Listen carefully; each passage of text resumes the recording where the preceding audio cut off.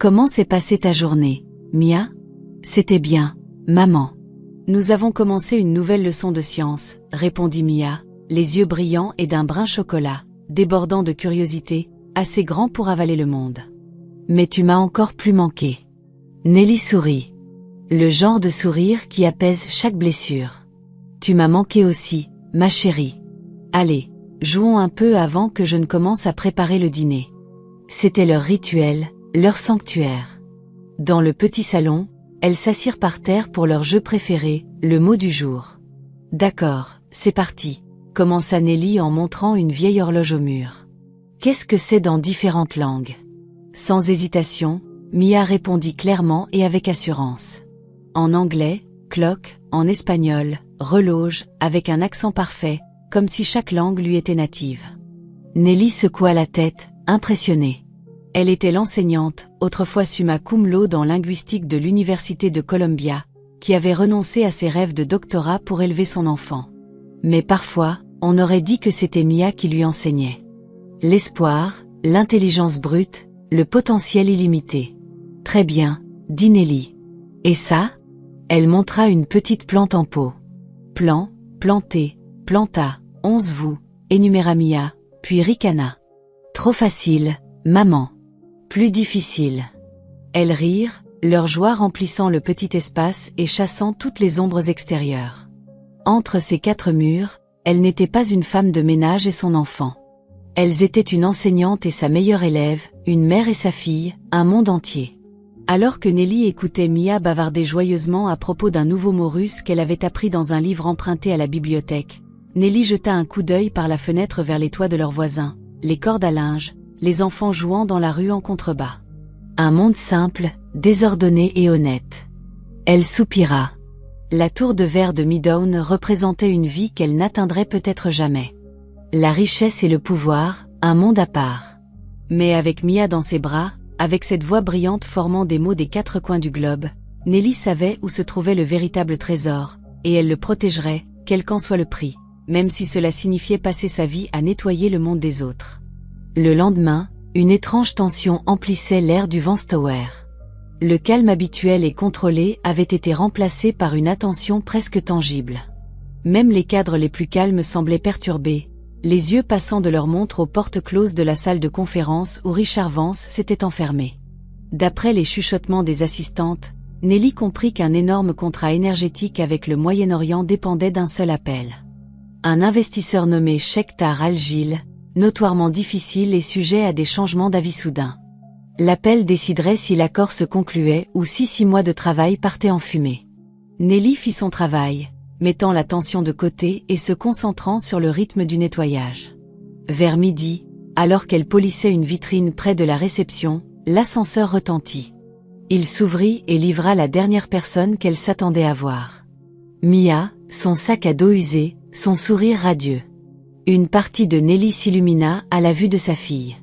La plus grande partie fut saisie d'inquiétude. « Chérie, qu'est-ce que tu fais ici ?» chuchota-t-elle en se précipitant et en guidant Mia dans un coin discret. « Tu n'es pas censée être à l'école ? On nous a renvoyés à la maison plus tôt, » dit Mia, la voix pétillante. Une conduite d'eau a éclaté. Tante Isabelle a dit qu'elle avait une réunion de l'autre côté de la rue. Alors elle m'a déposée ici pour t'attendre. Nelly soupira. Isabelle voulait bien faire, mais il suffirait d'une seule plainte de la direction de Vance Towers pour que Nelly perde son emploi. D'accord, mais tu dois rester dans la salle de pause. Ne sors pas et ne fais pas de bruit. D'accord, j'ai presque fini. Oui, maman, répondit Mia, bien que ses yeux curieux aient déjà commencé à explorer le luxueux hall. Chaque œuvre d'art et surface polie était comme un nouveau monde. Nelly accéléra le rythme. 30 minutes de plus et elle serait libre. Puis le téléphone sonna. Pas la ligne habituelle, mais le téléphone rouge spécial sur le bureau de Vance. La ligne privée pour ses clients les plus importants. Il ne sonnait presque jamais, mais quand c'était le cas, tout s'arrêtait. Au même moment, un cri retentit dans la salle de conférence. La voix de Richard Vance, tendue par la frustration. « Où est tout le monde ?» Nelly regarda autour d'elle. La réceptionniste était encore à déjeuner. Les assistantes géraient une urgence à un autre étage.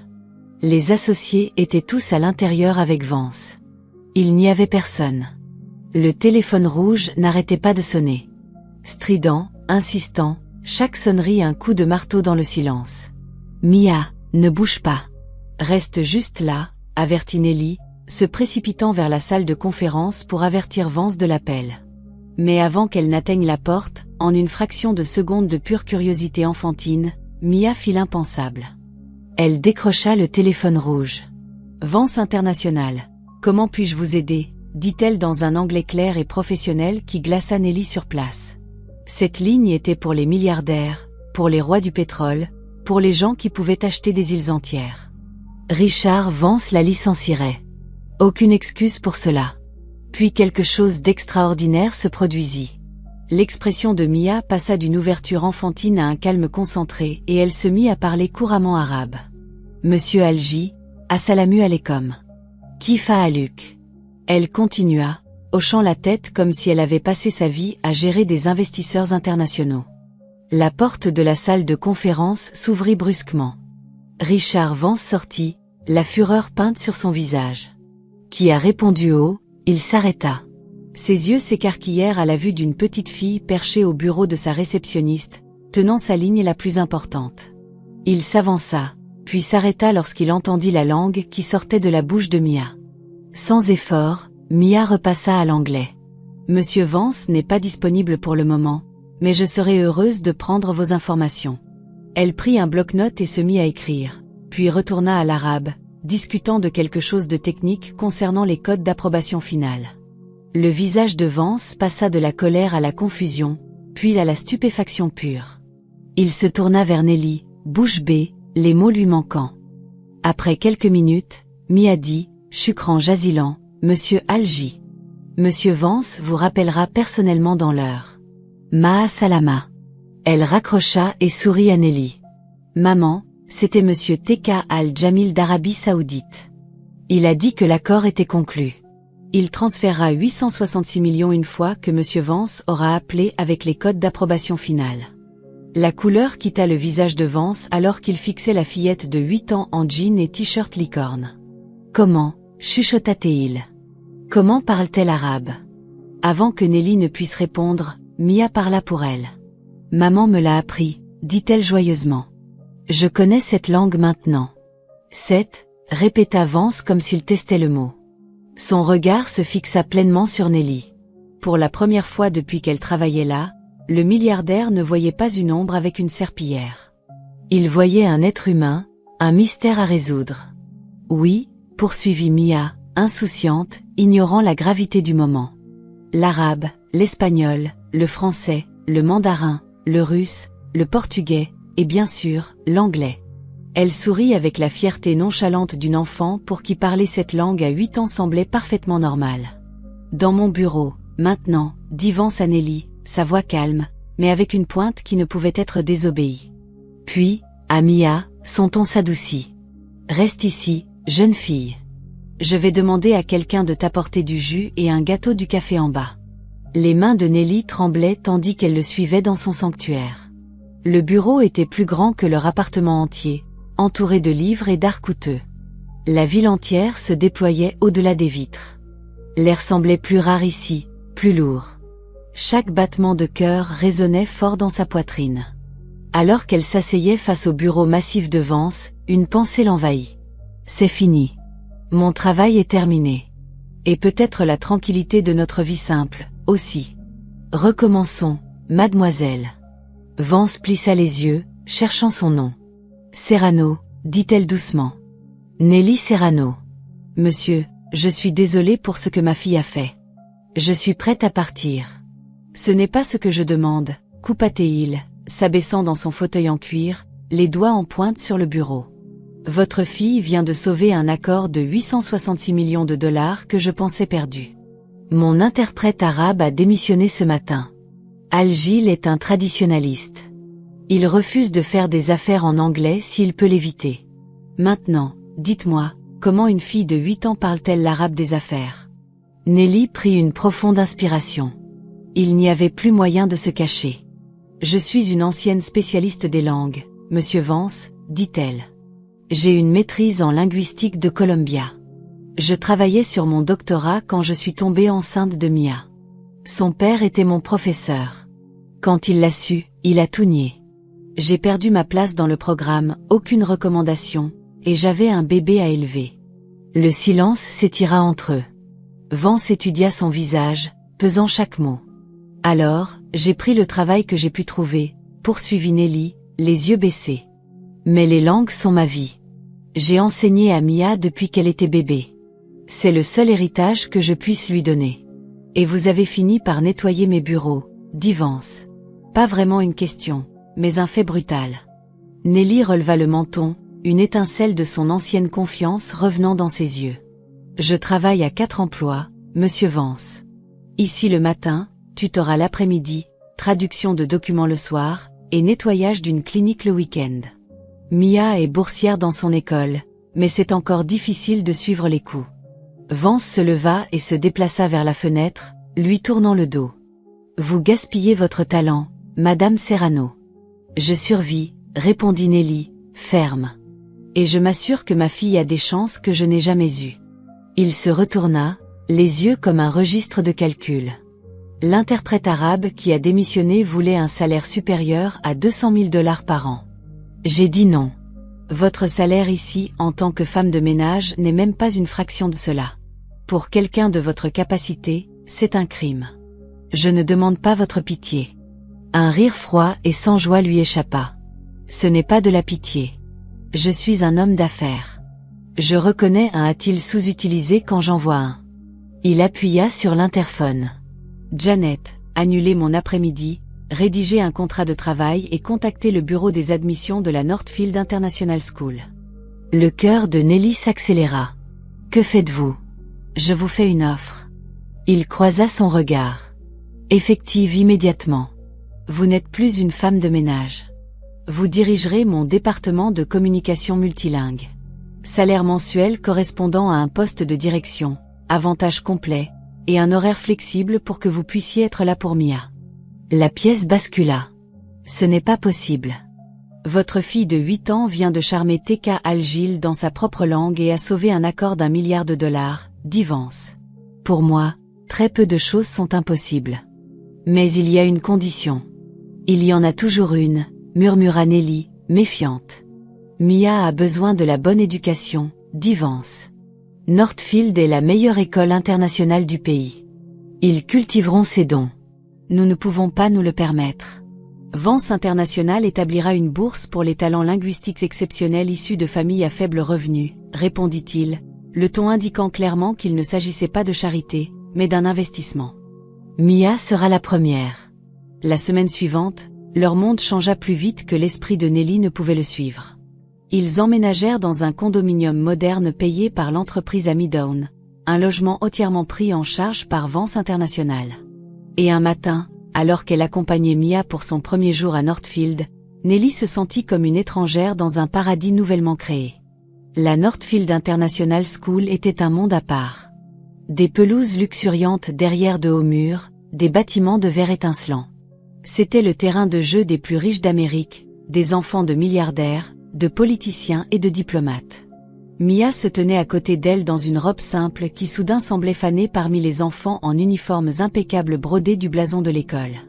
Ils descendaient de SUV noirs avec chauffeur et garde du corps, chacun rayonnant de cette confiance qui disait qu'il possédait le monde.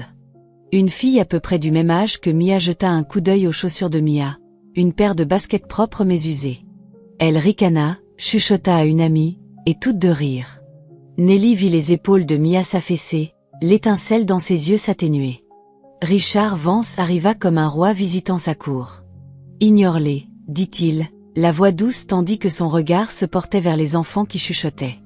Il s'accroupit au niveau de Mia. « Les gens craignent ce qu'ils ne comprennent pas, et votre brillance les effraiera. Souvenez-vous-en. » Puis il regarda Nelly. Elle a besoin des bonnes fournitures pour suivre le rythme. Avant que Nelly ne puisse protester, Vance passa un bras autour de Mia. « Allez, après les cours, nous faisons du shopping. Les meilleurs uniformes, les meilleures chaussures, tout ce dont tu as besoin. » Alors que Nelly le regardait guider sa fille dans le grand bâtiment de l'école, un frisson lui parcourut l'échine. La façon dont sa main se posa sur l'épaule de Mia semblait possessive. Elle était profondément reconnaissante. Mais, restée seule au milieu de tout ce luxe, elle ne pouvait échapper à la sensation que ce paradis avait des murs très élevés. C'était comme entrer dans une belle cage, une cage faite d'or pur. 3 mois passèrent. Leur vie changea comme un rêve devenu réalité. L'odeur des produits de nettoyage fit place à celle des livres neufs et du café dans le propre bureau de Nelly. Directrice de la communication multilingue brillait sur la plaque à sa porte. La femme de ménage invisible était maintenant une cadre respectée dont les opinions étaient écoutées lors des réunions du conseil. Ces dont longtemps dormants se réveillèrent. Elle dirigea des études de marché en Europe et en Asie, traduisit des documents juridiques complexes et devint un pont entre Vance International et ses partenaires étrangers. Chaque jour prouvait que Vance avait raison. Elle gaspillait son talent. Maintenant, il s'épanouissait. Mais derrière chaque triomphe, une ombre grandissait, l'ombre de Richard Vance. Sa gentillesse semblait une forme de possession.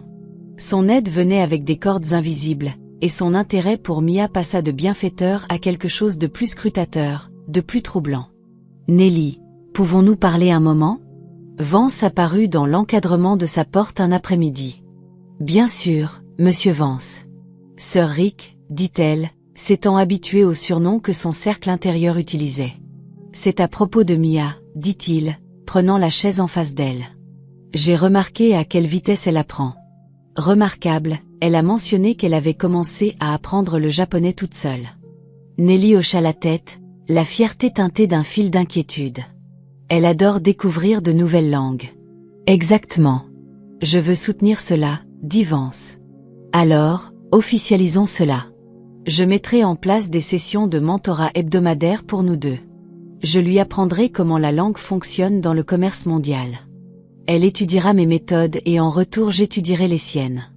Gagnant-gagnant. Nelly ne vit aucun mal. En fait, cela semblait être un honneur. Quelqu'un comme Richard Vance s'intéressant personnellement à son enfant. Elle accepta sans hésiter. Les sessions commencèrent. Chaque mercredi après-midi, Vance récupérait Mia à Northfield et l'amenait à son bureau au sommet de la tour. Au début, Mia était ravie. Elle rentrait à la maison, parlant avec enthousiasme de la bourse, des grandes entreprises et des nouveaux mots japonais que l'oncle Rick lui avait appris. Mais avec le temps, Nelly remarqua un changement subtil. Un soir, au dîner, Mia fut étrangement silencieuse. « Quelque chose ne va pas, ma chérie ?» demanda Nelly. Mia leva les yeux de son assiette. « Lors de notre session aujourd'hui, oncle Rick m'a fait passer un test. »« Un test ? Quel genre ? » Il m'a fait lire un long document en mandarin, puis m'a demandé à quelle vitesse je le comprenais. Ensuite, il m'a montré des flashcards en russe pour voir combien de mots je pouvais mémoriser en 1 minute. Le front de Mia se plissa. Il a tout noté dans un carnet. C'était comme une expérience. Une froideur glissa dans la poitrine de Nelly. « As-tu aimé ça ? » C'était correct, mais je préfère notre mot du jour. Le nôtre est un jeu. Celui de l'oncle Rick, on dirait du travail. Le lendemain, Nelly parla à Vance, en gardant un ton léger. Elle refusait d'être la mère ingrate. « Sir Rick, merci pour tout le temps que vous accordez à Mia. Mais je pense que les tests pourraient la fatiguer. » Vance sourit, mais le sourire n'atteignit pas ses yeux. « Nelly, je mesure simplement ses capacités pour savoir jusqu'où elle peut aller. Ne voulez-vous pas comprendre l'étendue de son potentiel ? Nous avons besoin de données pour nourrir son don correctement. » Données. Le mot se logea dans l'esprit de Nelly. Pas la joie, pas l'amour de l'apprentissage, des données. Des semaines plus tard, Northfield organisa une journée des parents. Nelly gonfla de fierté en regardant Mia réciter de la poésie en 3 langues sur scène. Après le programme, l'enseignante de Mia les aborda. « Madame Serrano, votre fille est un génie, dit-elle. Mais nous devons la challenger davantage. Son programme actuel est trop facile. » Avant que Nelly ne puisse répondre, une voix intervint derrière elle. « Je suis tout à fait d'accord, Madame Davis. » Richard Vance, debout comme s'il était le parent. « J'ai été en contact avec certains associés.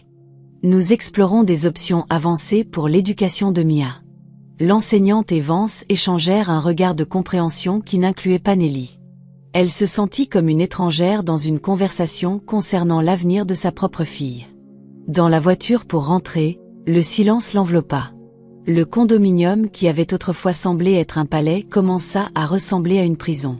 Le merveilleux travail, un moyen de la garder proche, de la contrôler. « Maman, ça va ?» demanda Mia, sentant le silence. Nelly lissa les cheveux de sa fille. « Je vais bien, ma chérie. Je pense juste à quelle chance j'ai d'être ta maman. » Mais dans son esprit, une question différente tournait en boucle. En acceptant l'aide de Vance, avait-elle vendu quelque chose de plus précieux que ce que l'argent pouvait acheter, la liberté de sa fille? Quand elles atteignirent leur appartement, un sac en papier d'une librairie coûteuse était posé sur la table basse. Une note était jointe. Pour Mia, des livres pour apprendre l'allemand. Ajoutons un autre drapeau à ta collection. Hervé. Nelly regarda les livres, puis le visage ravi de Mia qui les feuilletait. L'étincelle pure de l'amour d'un enfant pour le savoir. Et à côté de cette étincelle, Nelly vit l'ombre de Vance, silencieuse, observant, attendant. L'ombre d'un bienfaiteur devenant un propriétaire. La saison des pluies s'installa sur New York avec des ciels gris sans fin qui lavaient le vert de la tour d'une lumière tamisée. Pour Nelly, les cieux couverts reflétaient un refroidissement lent dans son cœur, le doute grandissant avec chaque goutte. Une vie autrefois bénie commença à ressentir le poids d'une obligation. Un mardi matin, Vance la convoqua dans son bureau. L'ambiance était plus formelle que d'habitude. Sur son large bureau en acajou reposait une brochure glacée et une tablette diffusant une vidéo. « Nelly, asseyez-vous » dit Vance, une étrange excitation dans la voix. « J'ai une bonne nouvelle. Une opportunité rare pour Mia. » Nelly croisa les mains sur ses genoux. Ce frisson familier montait chaque fois qu'il discutait de l'avenir de Mia. « J'ai gardé un œil sur une institution particulière », continua-t-il en appuyant sur lecture. La tablette montrait un campus magnifique au pied de montagnes enneigées. Des étudiants de toutes origines étudiaient dans des classes élégantes utilisant des outils high-tech et conversant avec des professeurs renommés. L'air d'excellence et de privilège semblait respirer de l'écran. Voici la Global Prodigy Initiative à Aspen, Colorado, annonça Vance avec fierté.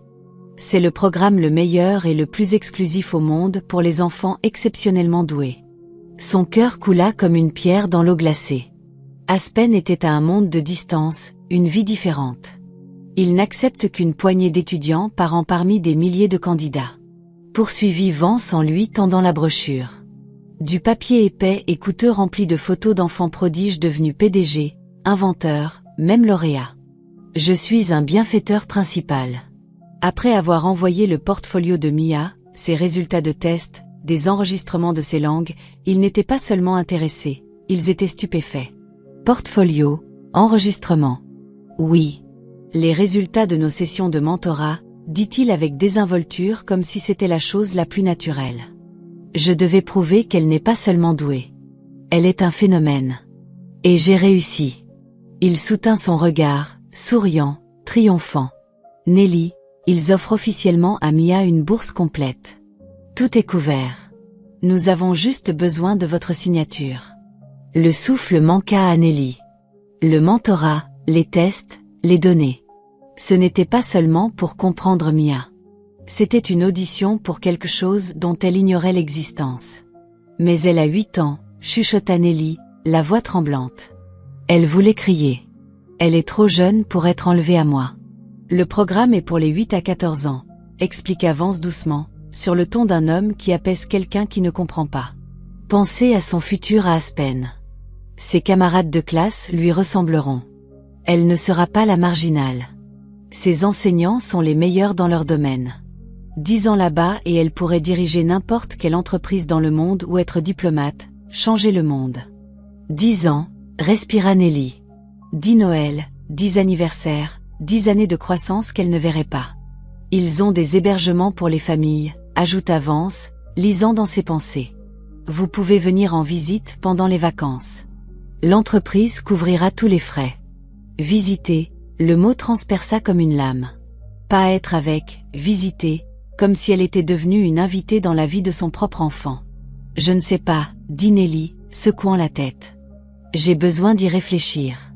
Son sourire s'amincit en une ligne de déception. Qu'y a-t-il à réfléchir, Nelly? C'est le rêve de tous les parents. Je vous offre le monde sur un plateau d'argent, et vous dites que vous allez y réfléchir. Mon monde, c'est ma fille, répondit-elle doucement, chaque mot ancré dans l'acier. Vance se leva, son ombre avalant la lumière des fenêtres. L'amour d'une mère est puissant, Nelly, mais parfois c'est une prison. N'enfermez pas un aigle parce que vous avez peur de le voir voler. Elle dériva hors de son bureau comme sous l'effet d'un sédatif, la brochure glacée lourde dans ses mains comme un verdict. Dans son esprit, les images étincelantes des montagnes d'Aspen et des enfants brillants n'inspiraient pas l'espoir. Elles formaient les beaux murs distants d'une prison froide et lointaine. Cette nuit-là, elle trouva Mia en train de dessiner dans le salon. Un dessin de 2 personnes se tenant la main sous un grand arc-en-ciel. « Regarde, maman, » dit Mia, lui montrant son chef-d'œuvre. « C'est nous. » Nelly la serra dans ses bras, respirant l'odeur familière de ses cheveux. À cet instant, tout devint clair. L'offre d'Aspen n'était pas une opportunité. C'était une menace. La plus grande menace que leur petit monde ait connue, et elle la combattrait, même si l'ennemi était l'homme qui les avait sortis de la pauvreté. Les jours passèrent sous un nuage lourd entre elle et Richard Vance. Au bureau, ils étaient professionnels, mais la complicité facile avait disparu, remplacée par des mots formels et prudents. Nelly savait qu'il attendait sa réponse. Elle savait aussi ce que son cœur avait déjà décidé. Un vendredi après-midi, alors qu'elle rangeait ses affaires pour rentrer, Vance entra et ferma la porte. Le déclic doux envoya un tremblement dans sa poitrine. « Très bien, Nelly. Nous devons parler, » dit-il, la voix dépourvue de patience. Il ne s'assit pas, choisissant de rester debout. Une présence imposante. La date limite d'inscription pour Aspen est la semaine prochaine. Je les ai déjà reportés 2 fois. Ils attendent notre confirmation. Nelly prit une inspiration stabilisatrice, leva les yeux pour rencontrer les siens. Monsieur Vance. Sœur Rick, se corrigea-t-elle. Je suis reconnaissante pour tout ce que vous avez fait pour nous. Vous avez changé nos vies. Mais concernant Aspen, elle fit une pause, puisant la force que seule une mère trouve. Ma réponse est non. Silence. Son expression ne changea pas, mais elle vit le durcissement de sa mâchoire, le léger rétrécissement de ses yeux. Non, répéta-t-il comme si le mot était étranger. Puis-je demander pourquoi? Elle a 8 ans, dit Nelly simplement. Elle a besoin de sa mère.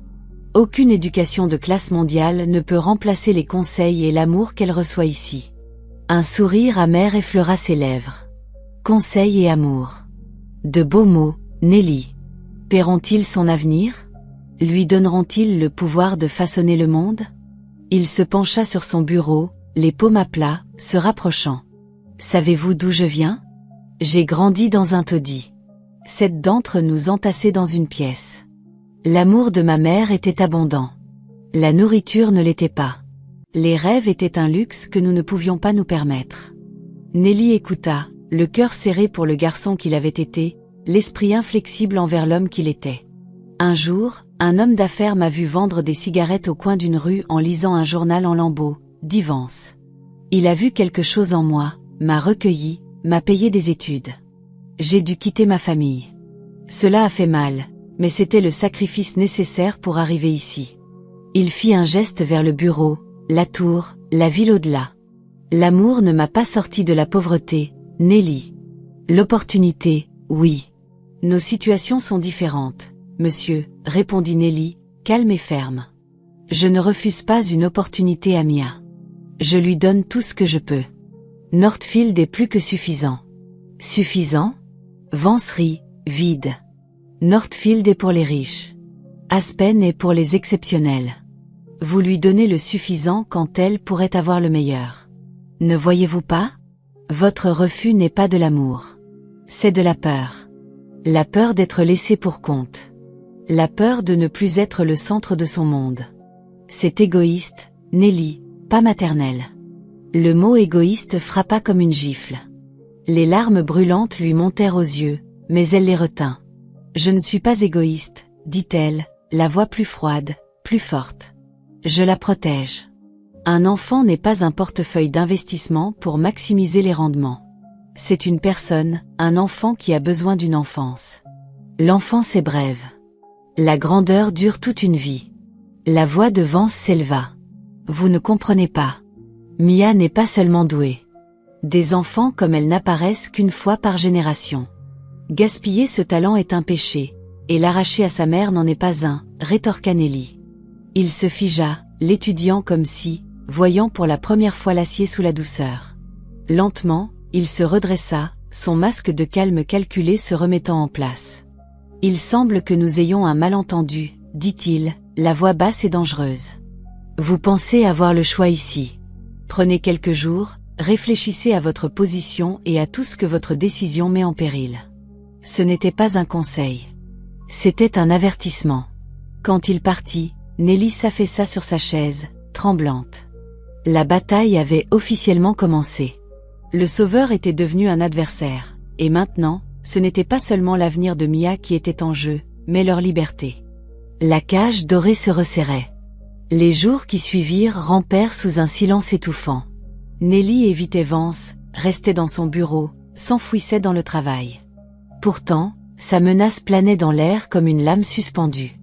Une ombre sombre sur chaque email qu'elle répondait et chaque document qu'elle signait. La tour qui symbolisait autrefois un nouvel espoir semblait un territoire ennemi. À la maison, elle se battait pour la normalité. Il jouait encore aux mots du jour, lisait encore des livres, partageait encore des histoires d'école. Mais la nuit, quand Mia dormait, les peurs revenaient. Que voulait dire Vance par tout ce que votre décision met en péril? Son travail, leur condominium, la bourse de Mia à Northfield. Pouvait-il tout lui arracher? Une semaine après leur confrontation, un email arriva dans sa boîte de réception, provenant d'une adresse inconnue. L'objet était un mot, mise à jour.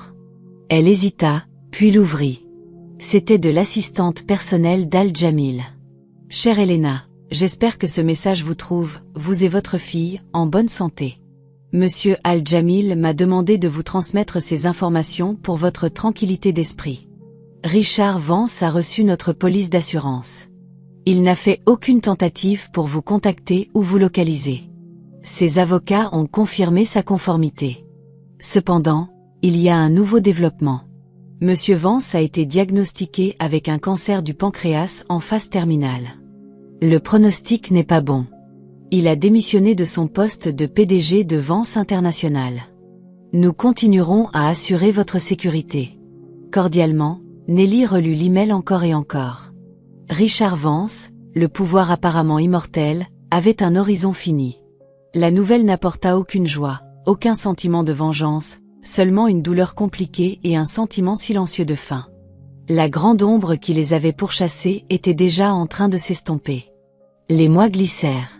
L'automne se refroidit en hiver et Noël arriva. Leur premier Noël loin de New York. Elles décorèrent un petit sapin dans l'appartement et cuisinèrent des plats réconfortants trouvés sur Internet. La veille du Nouvel An, en se promenant dans le Seattle Center, entourée par les grands arbres de Noël lumineux, Mia leva les yeux vers Nelly. « Est-ce que New York te manque, maman ?» demanda-t-elle. « Parfois, » admit Nelly. « Isabelle me manque. La nourriture me manque. Mais nous sommes plus heureux ici, n'est-ce pas ?» dit Mia. Nelly étudia le visage radieux de sa fille, libérée de la peur et du poids qu'elle portait autrefois. Ici, Mia était simplement une enfant, libre d'explorer et d'apprendre sans pression. « Oui, ma chérie, » dit-elle, le cœur débordant de gratitude. « Nous sommes plus heureux ici. » Un matin de janvier, en parcourant les nouvelles, Nelly vit un petit article dans la section économique. Richard Vance, titan de l'industrie américaine, s'éteint à 62 ans. Elle fixa l'écran. L'homme qui avait changé et presque brisé leur vie était parti. Le dernier fil les reliant à ce passé se brisa. Elle ferma l'ordinateur portable et sortit sur le balcon. Le soleil se levait sur Seattle, peignant le ciel en orange et rose. Un nouveau jour, un nouveau départ. Aucune ombre à l'horizon. Elles étaient vraiment libres. 5 ans passèrent. Seattle était devenue leur maison. Elena Reyes était maintenant une leader respectée à la fondation Al-Jamil. Son travail l'emmenait à travers différentes régions, aidant les communautés à raviver leur langue native. Dans le monde de la linguistique, Son nom était connu non pour un doctorat inachevé, mais pour des contributions qui comptaient. Mia pour ses amis, était une adolescente de 13 ans brillante et équilibrée. Ses capacités linguistiques avaient grandi. 10 langues coulaient maintenant de sa langue. Mais plus que son esprit, Nelly chérissait sa gentillesse. Mia était active dans les programmes d'échange culturel à l'école, partageant ce qu'elle savait non pour frimer, mais pour construire des ponts de compréhension. La peur que sa fille devienne l'active de quelqu'un avait disparu. Mia était une personne entière. Le fantôme de Richard Vance s'était tu depuis longtemps, juste un écho lointain d'une autre vie. Sa mort avait été un point à la fin d'un chapitre qu'elles avaient déjà tourné, jusqu'à ce qu'un lundi matin, un email inattendu arrive. L'expéditeur, Sophia Vance, objet concernant l'héritage de Richard Vance. Les mains de Nelly devinrent froides. Sophia, la fille recluse qui était restée loin de l'ombre de son père. Nelly l'ouvrit, méfiante. « Chère mademoiselle Serrano, veuillez pardonner cet email soudain. Je m'appelle Sophia Vance. Pendant des années, j'ai administré la succession de mon père défunt. Maintenant que les processus légaux sont terminés, il y a quelque chose que je dois partager avec vous.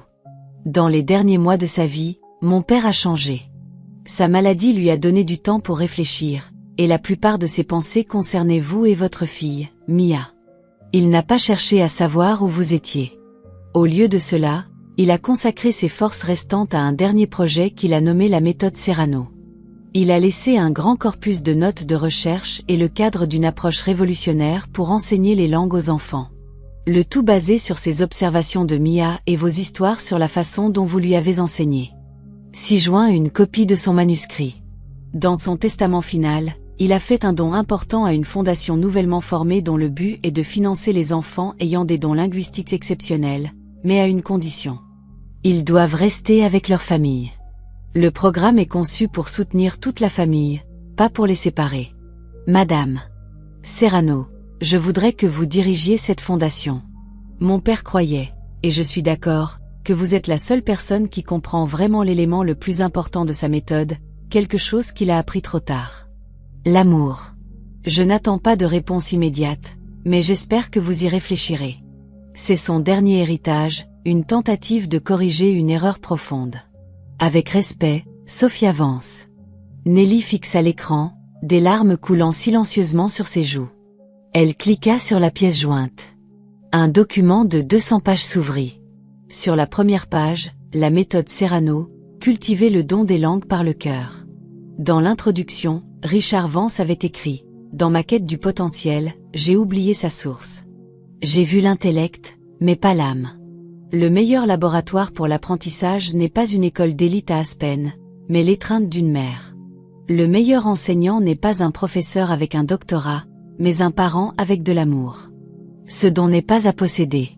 Il doit être chéri. C'est ce que j'ai appris de Nelly et Mia Serrano. Trop tard pour moi, mais je prie pour que ce ne soit pas le cas pour les autres. » Cette nuit-là, Nelly montra tout à Mia. Elles lurent des parties du manuscrit ensemble. Après un long silence, Mia dit, les yeux reflétant une sagesse au-delà de son âge. « Il a compris à la fin. »« Oui, » dit Nelly. « Il a compris. »« Alors tu devrais le faire, » répondit Mia. « Pour les enfants comme moi et pour les mamans comme toi, afin qu'ils n'aient pas à fuir. » Nelly regarda sa fille, son inspiration, sa force, son héritage le plus vrai. Leur fuite n'avait pas été la fin de l'histoire. C'était le début d'une mission plus large. L'héritage de Richard Vance n'était pas son argent ou sa tour.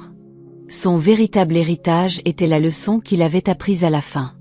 Une leçon qu'il avait maintenant transmise à Nelly pour la partager avec le monde. Nelly sourit. « Oui, ma chérie. Nous le ferons. » Elle contempla les lumières brillantes de Seattle. Un nouveau chapitre l'attendait. Ce n'était plus une histoire de fuite, mais de retour. Pas vers un lieu, mais vers un but. L'ancienne femme de ménage, qui avait autrefois été invisible, était prête à utiliser sa voix pour s'assurer que chaque enfant ayant un don extraordinaire serait entendu, compris, et surtout, gardé là où il appartient vraiment, avec sa famille. La cage dorée était brisée. De ces morceaux, un nouveau jardin serait construit. Un jardin où les fleurs rares pourraient s'épanouir librement, non pas dans l'isolement, mais dans la chaleur de l'amour. Merci d'avoir écouté. C'est votre ami. N'oubliez pas de vous abonner pour plus de récits et d'aventures épiques.